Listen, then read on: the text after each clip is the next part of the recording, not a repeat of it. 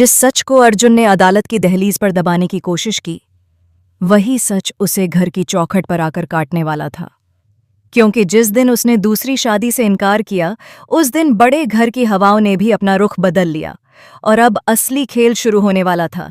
ऐसा खेल जिसमें रिश्ते दांव पर होंगे और साजिशें अपने चरम पर।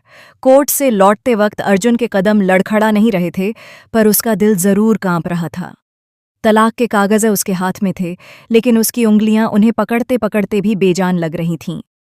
कागज़ हल्के थे, पर उन पर लिखा हर शब्द उसके सीने पर पत्थर की तरह बैठ गया था। उसने खुद ये फैसला लिया था, खुद कहा था कि वह और अहाना अलग अलग राहों पर चलेंगे। लेकिन जब अदालत ने उन दोनों को स्वतंत्र कहा, तभी पहली बार अर्जुन को एहसास हुआ कि यह आज़ादी कैसी दुख देती है। अहाना भी वहीं थी, शांत, संयमित, पर भीतर से टूटी हुई। उसने खुद इस तलाक को म्यूचुअल कहा था, पर फैसला सुनते ही उसकी आंखों में वह दर्द था जिसे वह किसी से छुपा नहीं सकी।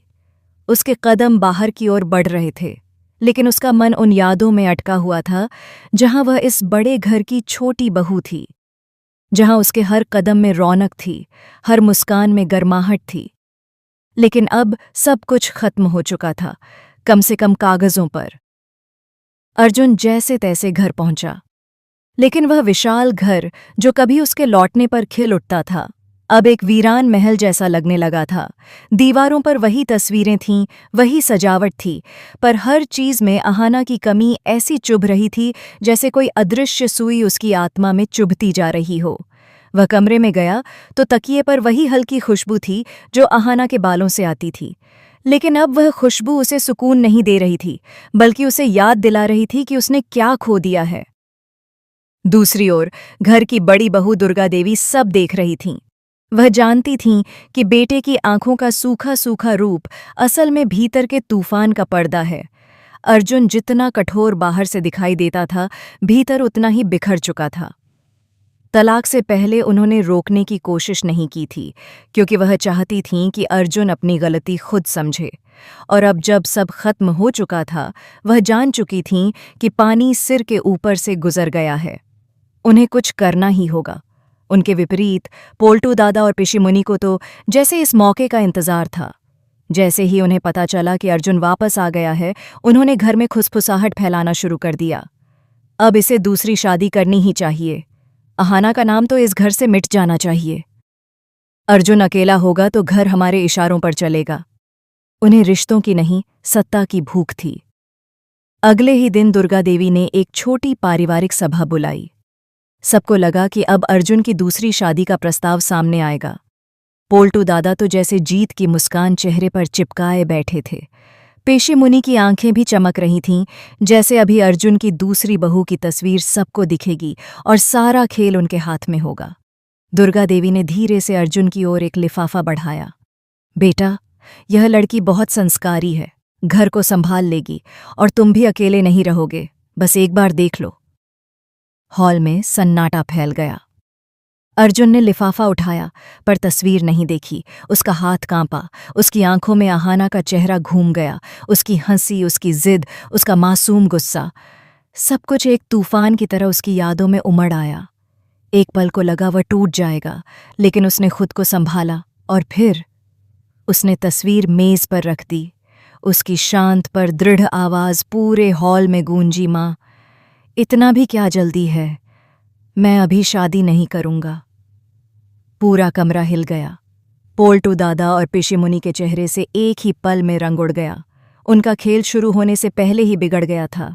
वे तुरंत चिल्लाए, छोटू पागल हो गया है क्या? दुर्गा, इसे समझाओ। लेकिन अर्जुन किसी की नहीं सुन रहा था। उसने अपनी आंखों में छुपे दर्द को पहली बार स्वीकार किया था, अपने आप से भी और दुनिया से भी। वह तेज कदमों से अपने कमरे में गया, दरवाज़ा बंद किया और शायद पहली बार उसे लगा कि उसने सही किया है। अब वह समझ चुका था कि अहाना की जगह कोई नहीं ले सकता। रात भर वह यही सोचता रहा, कहाँ गलती हुई, और हर जवाब एक ही नाम पर जाकर खत्म होता था, अहाना। सुबह होते ही वह उठ गया, बिना किसी से कुछ कहे गाड़ी निकाली और उस पते की ओर बढ़ गया जहां अहाना अब अकेली रहती थी। अहाना के दरवाजे पर अर्जुन की मौजूदगी किसी तूफान की आहट जैसी थी। दरवाज़ा खुलते ही दोनों कुछ पल एक दूसरे को देखते रह गए। हवा में एक अजीब सी खामोशी थी, जैसे वक्त ने सांस रोक ली हो। अहाना की आंखों में हैरानी, दर्द और एक हल्की सी उम्मीद सब एक साथ चमक रहे थे। अर्जुन ने कभी सोचा भी नहीं था कि वह उसकी आंखों में इतने सवाल देखेगा, वो भी तब जब वह खुद जवाब देने की ताकत मुश्किल से जुटा पाया था। अर्जुन। अहाना की आवाज़ धीमी थी, पर उसमें हजार भाव छुपे थे। अर्जुन ने गहरी सांस ली। अहाना, मुझे तुमसे बात करनी है। उसकी आवाज़ पहले की तरह कठोर नहीं थी, उसमें टूटन थी, एक सच्चाई थी जो उसने पूरी उम्र किसी से नहीं कही थी। अहाना ने उसे अंदर आने दिया, पर कमरे में उसके कदमों की आवाज़ भी जैसे भारी थी। सब कुछ साधारण था, फिर भी अहाना की अनुपस्थिति का दर्द अर्जुन को पहले से 100 गुना ज्यादा महसूस हो रहा था। दीवारों पर कुछ नई चीजें थीं, कुछ पुरानी यादें नहीं थीं, लेकिन कमरे में सबसे ज्यादा जो नजर आ रहा था वह अकेलापन था।